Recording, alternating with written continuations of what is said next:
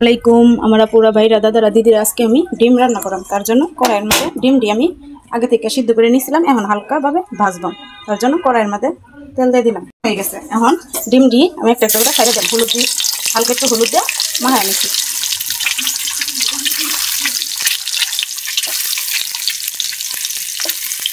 আমি দিয়ে দিলাম,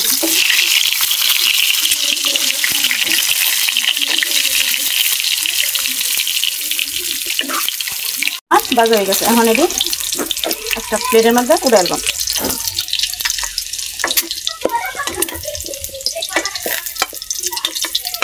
এই তেলের মধ্যে আমি সবজিগুলা ভাজবো। অল্প একটু মিষ্টি লাউ ছিল, আর একটা কাঁচা কলা ছিল, আর একটা আলু। এটি বাজার ডিম ডিম দিয়ে রাখলাম, নষ্ট করে লাভ আছে। ডিম দিয়ে রান্না করে একটু হলুদ দিলাম, ভালোভাবে ভাজবেন। আমার ভাজা হয়ে গেছে। এখন ভাজাভাজির কাম শেষ। এই লড়ার মধ্যে সবজি থাকবো, আরেকটা লড়ার মধ্যে আমি ডিমের তরকারিটা রান্না করলাম। লড়াটা বসাই দিছি, তেল দিয়ে দিলাম, হয়েছে। আর এখানে পেঁয়াজ কুচি দিয়ে দিব, আর 2টা কাঁচামরিচ চিরা ছিল, 2টা কাঁচামরিচ দিয়ে দিলাম।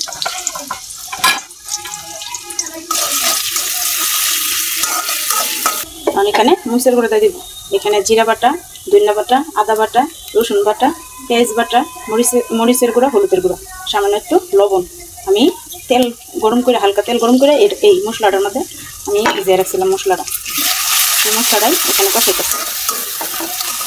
পানি দিয়ে দিলাম, বাটিটা ধুইয়া পানি দিয়ে দিলাম। মশলাটা যাতে ভালোভাবে কষা নিব। মশলাটা আমার কষানি হয়ে গেছে, উপর দিয়ে তেল বেশি বসে, তার মানে আমার মশলাটা কষানি হয়ে গেছে।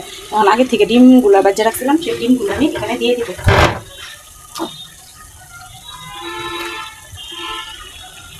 ডিমগুলোরেও আমি কিছুক্ষণ কষাবো।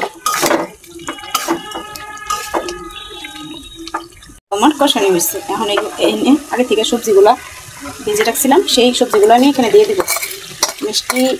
মিষ্টি লাউ, কলা আর আলু, সবজিগুলোও আমি এখানে দিয়ে দিলাম। সবজিগুলোও কষানো হয়ে গেছে। এখন এনে হালকা কুসুম গরম পানি দিয়ে দিব।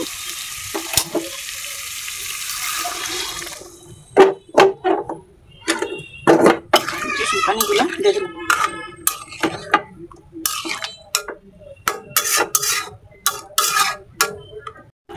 ভাজা জিরার গুঁড়া দিয়ে দিলাম।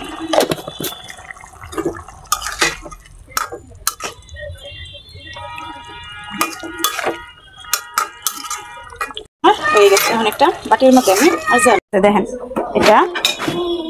এটা হয়েছে দিছি, মিষ্টি লাউ দিছি, কাঁচা কলা দিছি, আলু দিছি, দিয়া তরকারিটা রাঁধছি।